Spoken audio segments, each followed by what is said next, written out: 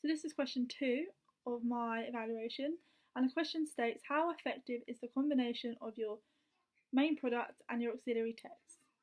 So during my A2 course, I made a music video, which was my main task, and I made both a digipack and a CD advert that was in a magazine. So it was just an album cover advert, which was just one A4 side, to promote my song, which was "Fly Away with Me" by Tom Walker. And overall, before we even started, I knew that there had to be some form of brand identity. That it almost had to have the same housekeeping in order to look the same, and when being on the shelf or in the magazine or wherever it may be, that they're still relatable.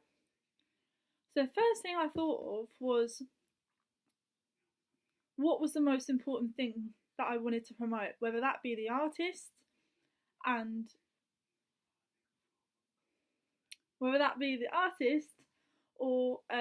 the text, the album, the colours. So I had to think of in terms of hegemony, what was the most important. So for me, I think on each and every product, that the artist was the most important thing, and that's what I wanted to promote.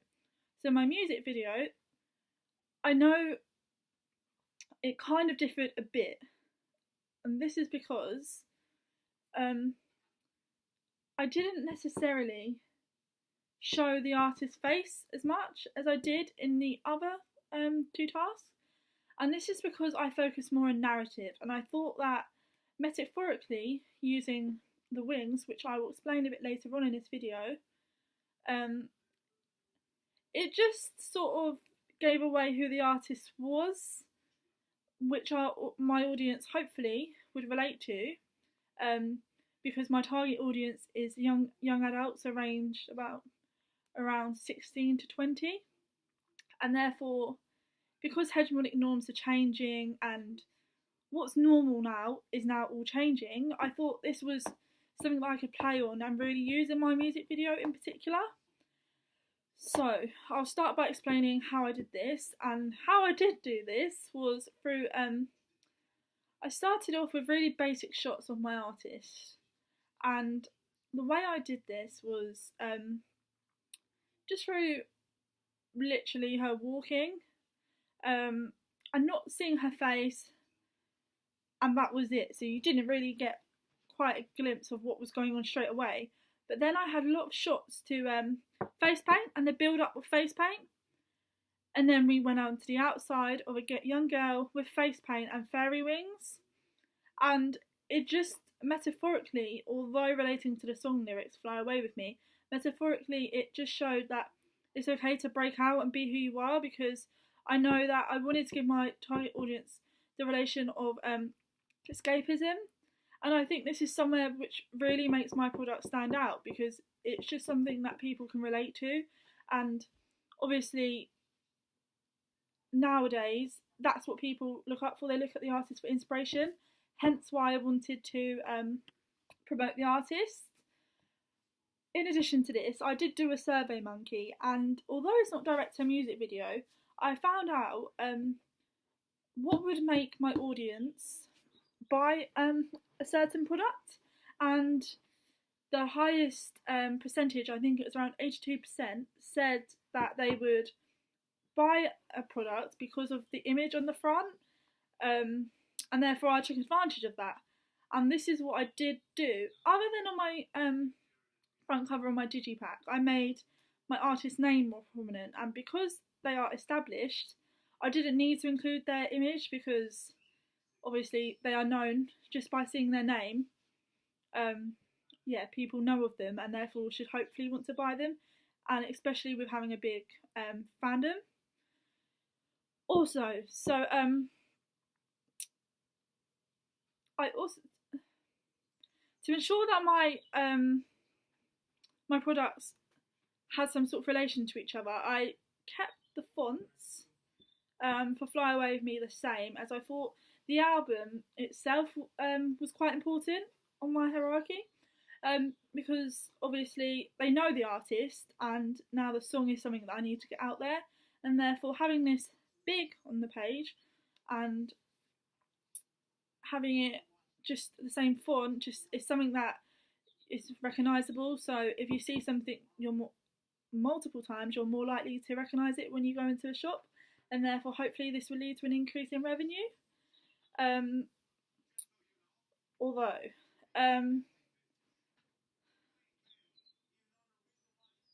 to ensure that I had ensured my brand identity, I know that from AS that when magazines are shown on a shelf, they go left to right, and people read left to right generally.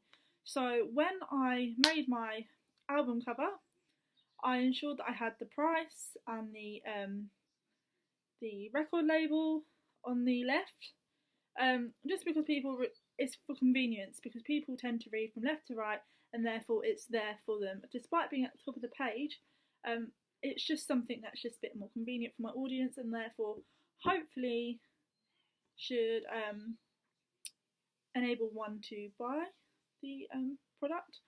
And also I had the date very prominent on the page in a sans serif font, because I feel it's easier to read, and therefore people are more likely to recognise and remember when the album's coming out. So that was just for a sales purpose.